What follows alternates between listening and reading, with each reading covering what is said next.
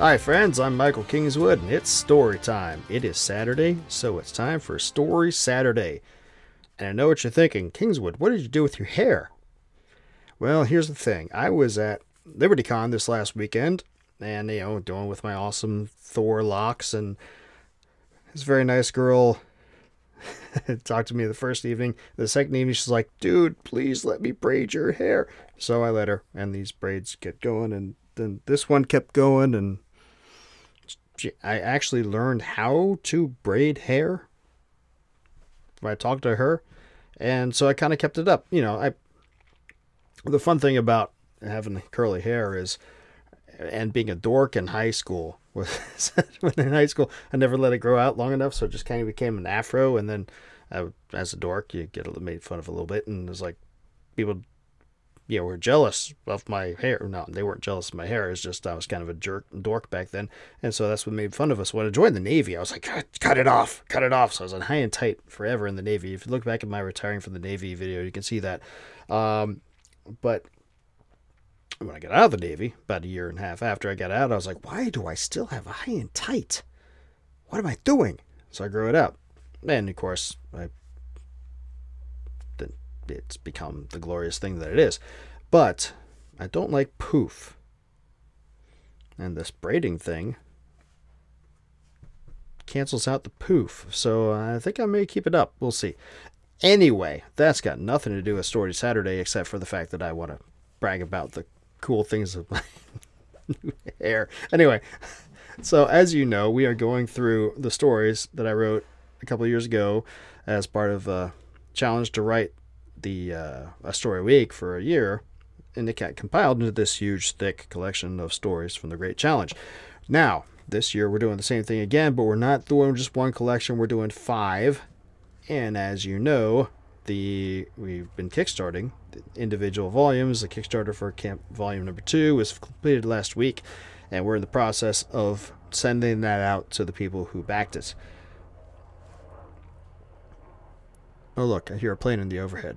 Maybe you hear it or not. Doesn't matter. Point is, the joys of being in San Diego. Every now and then we get fighter planes coming overhead. It's kind of fun. Anyway, where was I? Oh yes, so Kickstarter number 3 is going to start end of July, plus or minus, depending on exactly when I get the everything out to the backers from the last one.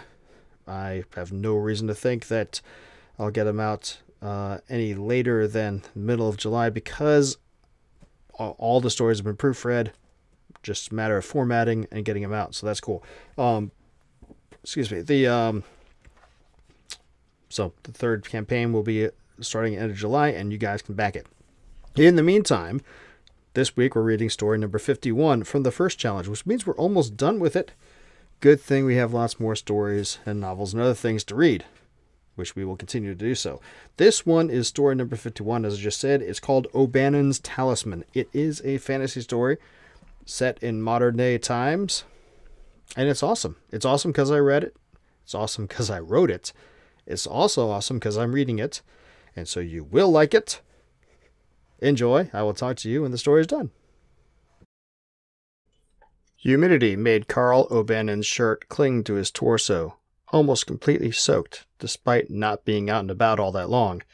He felt like he was sweating a river, though in reality it wasn't all that hot out. It was like an ocean itself was condensing on top of him, and he helpless against its spread.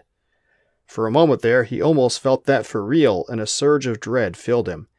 He didn't know how to swim, so what would he do if an ocean... Dummy, he muttered to himself, and forced that foolishness down deep. It was still bloody uncomfortable out. He'd left his little cottage on the outskirts of Riverwood, and set off even further away from what amounted to civilization maybe half an hour ago, climbing upslope in his old, well-broken-in boots, in brand-new jeans, and a blue long-sleeve collared shirt, with a Red Sox baseball cap on his head, and very quickly regretted being so heavily dressed. The thought crossed his mind now as he stopped to lean against a maple tree to catch his breath, and instead had his drowning fit, that he ought to go back home and change, or just bag this entire idea altogether. He looked down the gentle slope he had been ascending, his vision quickly obscured by tree trunks and undergrowth, so he couldn't see more than a few hundred yards. But all the same, he felt the presence of his home like a beacon calling to him. He was certain he was looking straight at it, or rather at the talisman overtop his mantle. The relic passed down from father to son for generations, or so his grandfather had told him. It was bound to his line, and they would never be without it. Would know its lack if ever it went missing. And that had turned out to be literally true, for Carl at least. It was like a lodestone to his spirit. He could always turn and point straight at it, feel how far from it he was. Remarkable, considering the thing looked like a competent but not overly impressive oil painting of a jagged mountain peak thrusting up out of rolling hill country, with the sun climbing up over the mountain's right flank. He felt it now, knew how far away it was, and realized it would take less time to just get up to where he was going and finish his chore than it would to go home and change. So screw it, he could deal with a little extra sweat and discomfort. Wouldn't be the first time. He pushed himself off the rough hardness of the maple's trunk and squared his shoulders, then resolutely turned back uphill and commenced climbing again. The glade he was heading toward was another half-mile away and probably 150 feet above where he had stopped.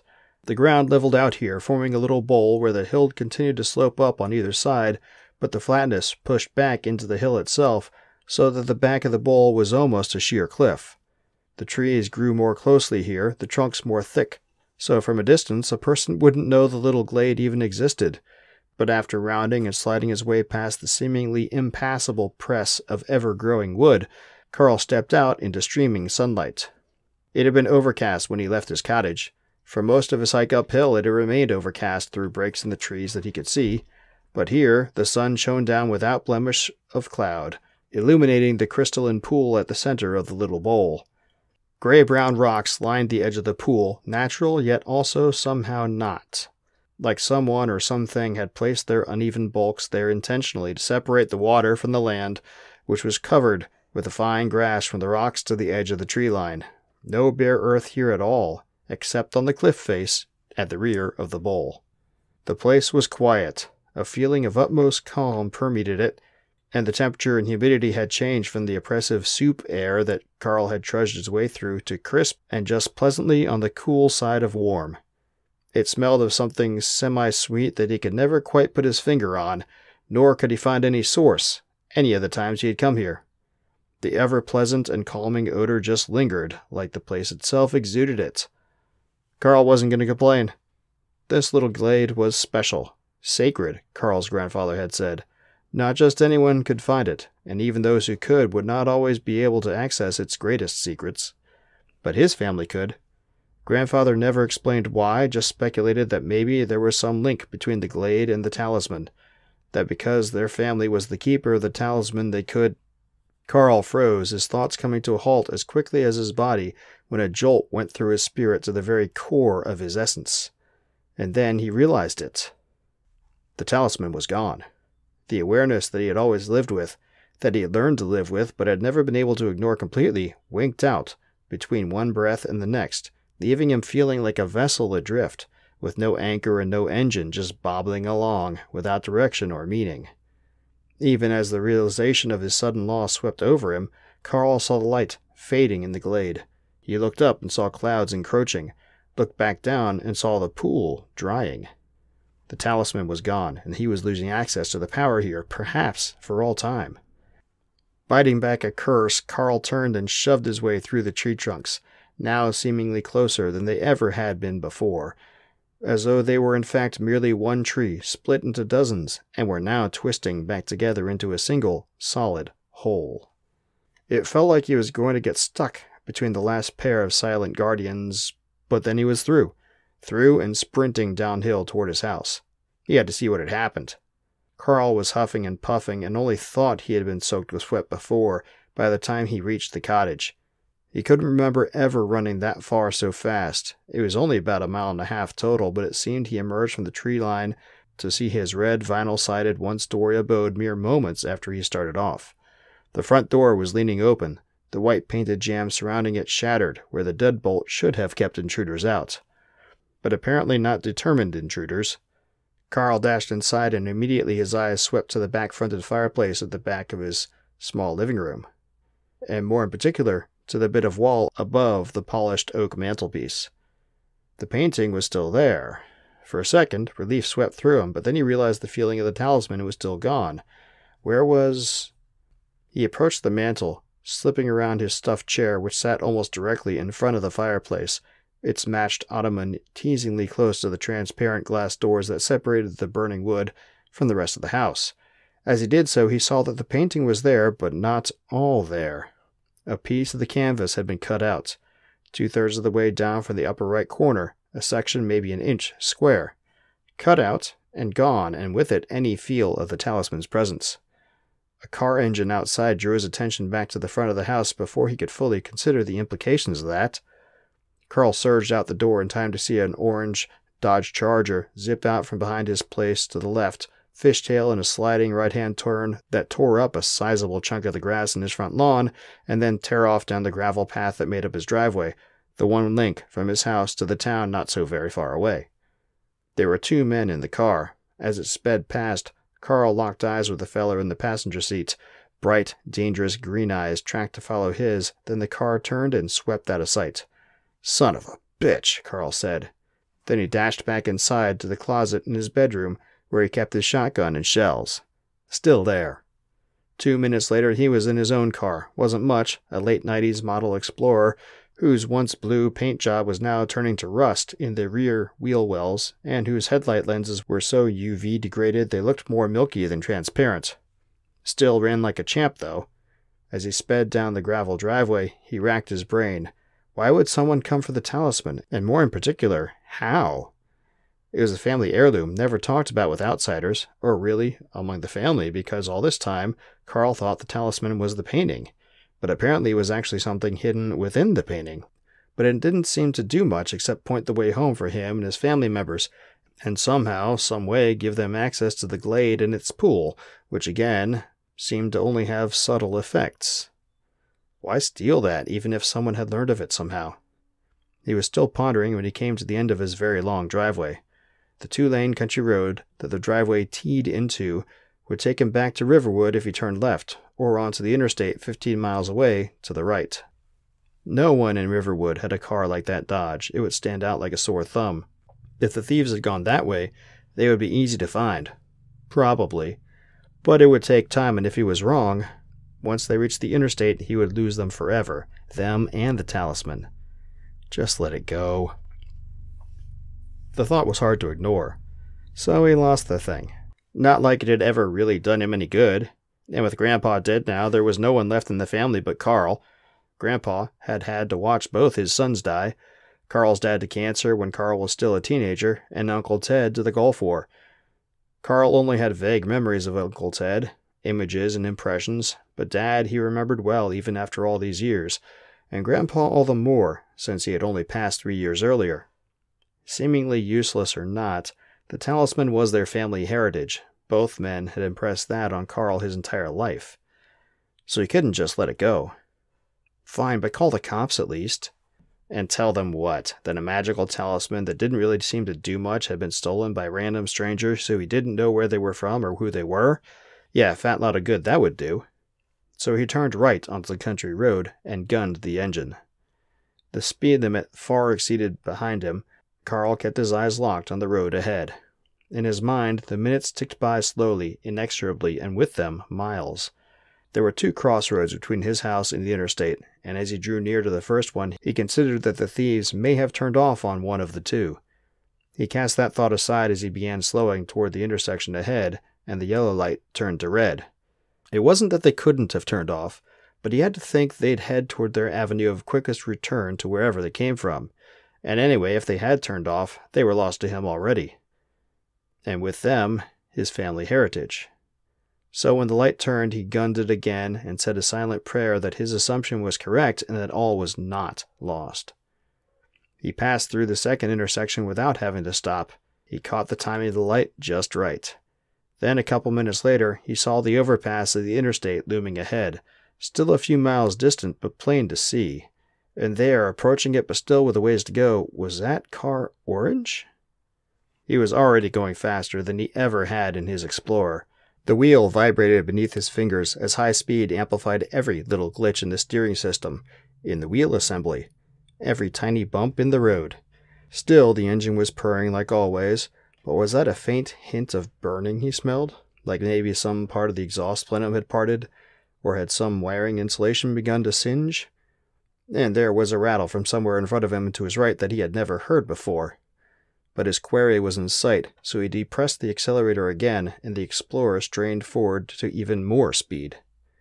He was gaining at a more rapid clip than he would have thought. The car ahead was clearly visible now, definitely the Charger. For a second he wondered at being able to catch up to such a more powerful car than his. Then reason wagged its finger at him. They wouldn't want to get pulled over. They would keep to the speed limit and drive conservatively, which meant he had an advantage, until they realized he was pursuing. He eased off the gas, letting his speed lower as he continued to gain on them, maybe a mile and a half away from the interstate now, and the Charger was a quarter of a mile ahead. Follow them. Wait for your time. He nodded to himself and reduced his speed more, so that he was only a bit above theirs, closing very slowly. Carl glanced down at his gas tank, 2/3 full. He could go about 150, maybe 200 miles on that. A satisfied smile made his cheeks feel like they were being compressed. Hard. Ahead, the Charger's brake lights came on, and it shifted over to the exit lane for the northbound on-ramp. Carl did the same.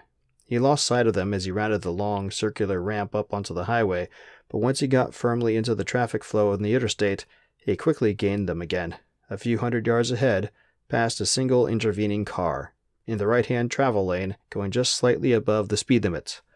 Carl hung back, watching them carefully as the minutes and miles ticked away again. They passed exit after exit, and the shadows were beginning to shift. Carl glanced to his left and saw that the afternoon sun had already begun dipping down toward the horizon. A glance at the clock on the console made his stomach twitch. Maybe a couple hours of daylight left. Once the sun went down, it would be next to impossible to keep track of the Charger unless he were stuck directly behind them, and that probably would not be a good idea. Even Carl could pick out the same car behind him for a long time at night, and he'd had no training in this sort of thing to speak of. Of course, he'd have to stop for gas well before then. At this rate, the needle was down to the halfway mark now. How much gas do they have, and would they need to stop before him? If not, he would have to make a move before he ran out completely. But what kind of move? Run them off the road? He snorted to himself. Even if he wanted to do that, then what? What if he seriously injured them or himself? Wouldn't do him much good to get the Talisman back if he winded up in the hospital or in jail, or both. Not to mention, if he wrecked his own car, how would he get back home? Really, what was the plan here? He hadn't thought it through, he just pursued. But now, with time and opportunity winding down, Carl found he really had no idea what he was going to do. One thing was certain, though. He couldn't just let his family's heritage drive away, not without at least making an attempt to get it back. Those thoughts swirled around and around in his head, going nowhere and generating no ideas at all, when up ahead he saw the Charger's blinker turn on. An exit ramp was coming up. The signs indicated gas stations and restaurants. Hope buoyed within Carl, and when the Charger shifted into the exit lane, expanded. He followed them off the interstate and then to the right and found himself on a 4-lane road. Ahead was an Exxon on the right, a 7-Eleven, and a McDonald's on the left. The Charger was pulling into the McDonald's parking lot. Awesome. Carl pulled into the Exxon and stopped at the self-service pumps. He got out and set the pump to fill his tank, then hurried inside, glancing to see the Charger stationary in the other parking lot and his 2 passengers heading inside before he did so. A trip to the bathroom and a bag of potato chips later, he finished topping off his gas and got back behind the wheel. The shotgun was propped up on the floorboard of his passenger seat. The shell box was on the seat next to his bag of Ruffles. He always kept the shotgun loaded just in case, but not chambered. Now, as he considered that he only had the 5 shells from the tube, when he could have 6, he regretted that precaution. "Idiot," he said, shaking his head. "You're not going into a gunfight. Not if you can help it." He looked away from the weapon, back toward the McDonald's. The Charger was still there, and no sign of the men. They had parked on the side of the restaurant, away from its main entrance and opposite the 7-Eleven. There were only a few other cars in the parking lot. Maybe they had left the Talisman in the car and he could go snatch it. "Idiot," he said again. No way they'd be that dumb. The little scrap of painting, or whatever else it was, they would keep on their person. They wouldn't risk losing it by chance. Still, he started the engine and put the Explorer in gear, then eased out onto the road. A quick shift of lanes and he was pulling into the McDonald's lot. If he couldn't nip the Talisman from the car, he could at least get their plate number. Might be able to use it somehow to track them down if he lost them. Though how exactly he could do that, he had no idea. First things first. He pulled into the parking lot and slowly maneuvered around the restaurant toward the drive-thru entrance. That brought him past the Charger, and he craned his neck to get a view of it. Yep, there was the plate. AGE 2182. Gotcha. Then he was past and into the drive-thru. There was one car ahead of him, and the driver was taking it was certainly a her, sweet time ordering. In the rear view, Carl saw two men round the front of the McDonald's. He recognized their clothing. Both had black leather jackets and wore dark cargo pants and boots, as being the same as the men who had gotten out of the car when it parked. And sure enough, they made a beeline for the Charger, one of them carrying a McDonald's takeout bag in his hand and the other one sipping from a cup with a straw. Carl looked back forward. The driver ahead still had not ordered. The men got into the Charger and eased it back out of their parking spot. They drove out around the front of the building, and a white minivan came into view where they had just left. Damn it. Carl looked forward, still not done up there. Muttering to himself, he put the Explorer into reverse and looked back to find the minivan stationary behind him in the drive-thru lane. Son of a bitch, Carl said. The minivan wasn't moving. His reversing lights had to be clearly visible, but no, the driver, an older man with curly gray hair, didn't seem to notice. In fact, he was gesturing impatiently through his windshield for Carl to get moving forward. Carl looked ahead and sighed with relief. The car ahead had finally moved up. He shifted back to drive and moved forward, ordered a strawberry milkshake, then sat impatiently while the people in front of him again took forever to take care of business. Then he got his drink and was finally able to get the hell out of there. The drive-thru window was located near the rear of the brick-fronted building. The exit lane passed about 30 feet of blank wall before emerging into the parking lot after passing a dumpster enclosure on the right. Up ahead, he saw 3 or 4 cars in the parking lot. He hoped against hope that one of them would be the Charger, but no. Carl glanced toward the Exxon as he drew up alongside the dumpsters. A flash of orange ahead and to the right, and then he was surging forward in his seatbelt as the sound of metal meeting and then tearing reached his ears and the car shuddered. The Charger had been parked right up next to the dumpsters. Now it was halfway into the drive-thru exit lane, and his Cherokee's bumper had just impacted its right quarter panel. Oh, shit. Adrenaline surged through Carl as the 2 front doors of the Charger opened and the 2 men got out. The passenger, blonde-haired and green-eyed, Carl could still remember the near shine of those green orbs as they sped out of his property, stopped and put his hands on his hips, shaking his head as he looked to the impact zone. The driver, darker of hair and skin, his hair was nearly black, it was so brown, stepped all the way around the 2 cars until he was standing next to Carl's driver window. He knocked on the window with his knuckles. Swallowing, Carl hit the button to lower the glass. The man had lighter eyes than Carl would have imagined from the rest of him. Brown-orange, the tint of which Carl wasn't sure he'd ever seen on a man before. "You suck at tailing people, O'Bannon," the man said in a smooth baritone that sounded, if anything, amused.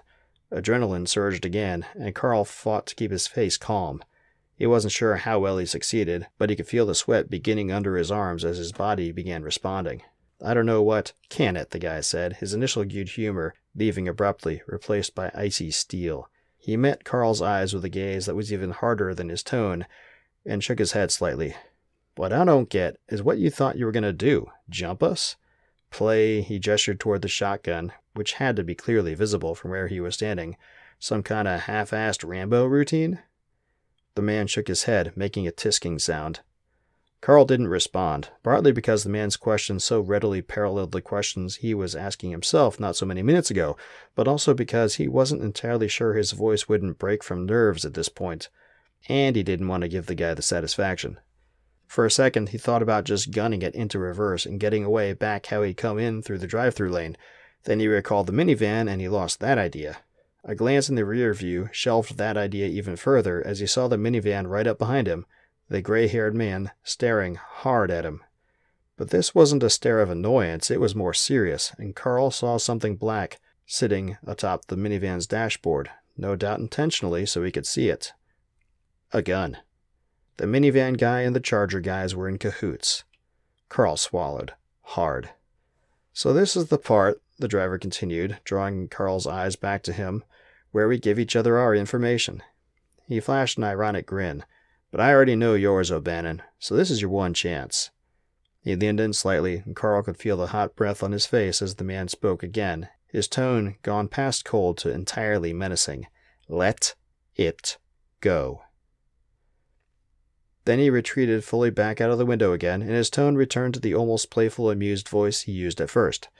No sense getting you or your family hurt over something you didn't really know what to do with in the first place, right? With that, the driver smacked his hands down onto the open window frame of the Explorer's door. Then he turned and walked back toward his car. From the other side of the Explorer, Carl heard another knock. He turned to see the blond guy staring in at him earnestly, and Carl lowered that window as well. Hate to tell you, buddy, but your tire popped when you hit us.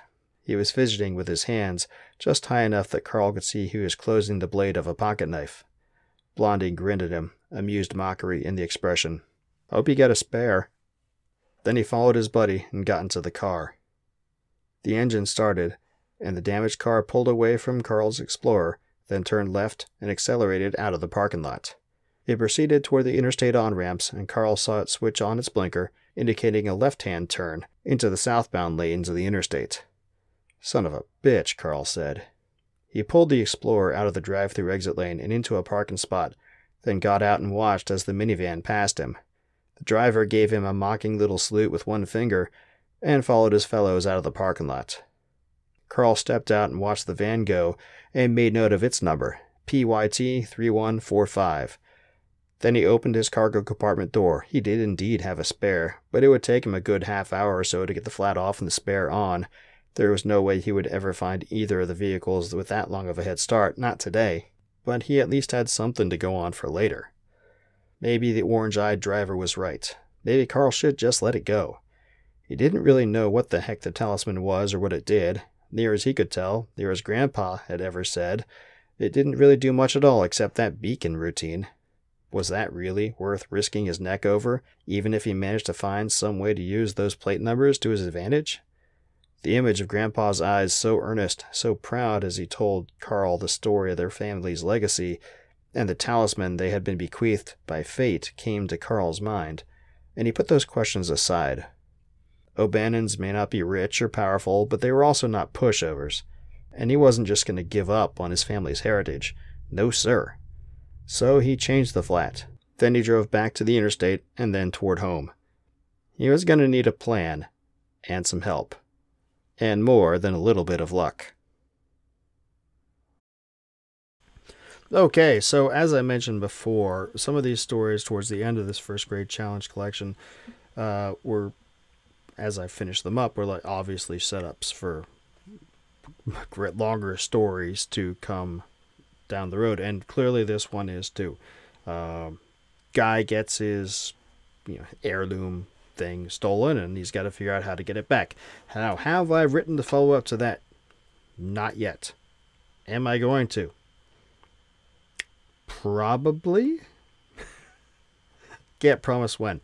It's one of those things where I've got millions of different projects going on, but I do think this is a kind of a fun, engaging tale anyway, and hopefully you did too. If you did, by all means, make sure you hit the like here, or if you didn't like the story, just like me, hit the like button here. And if you haven't subscribed yet to this the video stream or the podcast stream, whether you're doing video or audio, up to you, make sure you're subscribed and tell your buddies. You can also go, and you should go and buy the collection. I know what you're thinking, Kingswood. You've already read us most of the stories from the collection. Why should I buy it? Because you like it, and you like me, and you wanted to keep these stories coming, which means you need to help the author out who is providing all this great stuff for you. So go by michaelkingswood.com/store. Buy all the books. There's dozens of books up there, some of them short stories, some of them novels. Doesn't matter, buy them all. The best place to get them, of course, is what I just told you, michaelkingswood.com/store, because that comes straight to my business. Cut out the Amazon, Barnes & Noble, Kobo, all those other guys, middleman, get me more profit. Now, of course, you can go to all those other places. I'm going to put a link up here, michaelkingswood.com/books to read, with the number 2. That gets you to your universal book link aggregator thing where you can then click on a title and it'll take you, you can pick what store you want to go to and get all the books. And hey, that's cool there too. It's better to come straight to me for more profit, but up to you. You also need to come back here next Saturday for Story Saturday. And stick around the channel. We do live streams every now and then during the week when I have something to talk about. Of course, as Kickstarter campaigns are going on, we have more often doing that just to give updates on the campaign. And, I talk about naval history and other things on occasion. I need to get back into my naval history. We called it Warship Wednesday, which I want to change the name of because it sounds like you're going to church, but it's talking about warships. I think I need to change the name on that. Anyway, haven't done it in a while. Need to get back to it. Point is, we do a bunch of stuff around here, but the whole point, of course, is to grift the books. So if you like what I'm doing around here, subscribe to the channel, tell your buddies, come buy books, come back next week, and we'll do story time again. Next week is going to be the final story in Stories from the Great Challenge. It's story number 52, and it's called Stasis Treatment. It is more of a sci-fi in a modern setting, and it's a little different. You'll see when we get to it. Come back next week. We'll read it to you, and you can decide that, yes, I really like that one too, because you like all of these stories, because you have good taste. And then the following week, we'll proceed on with more readings from other stuff. I haven't quite decided how we're going to play that yet. I'll let you know when I know. Anyway, thanks for stopping by. Yeah, I'll talk to you later. Until then, don't do anything I wouldn't do.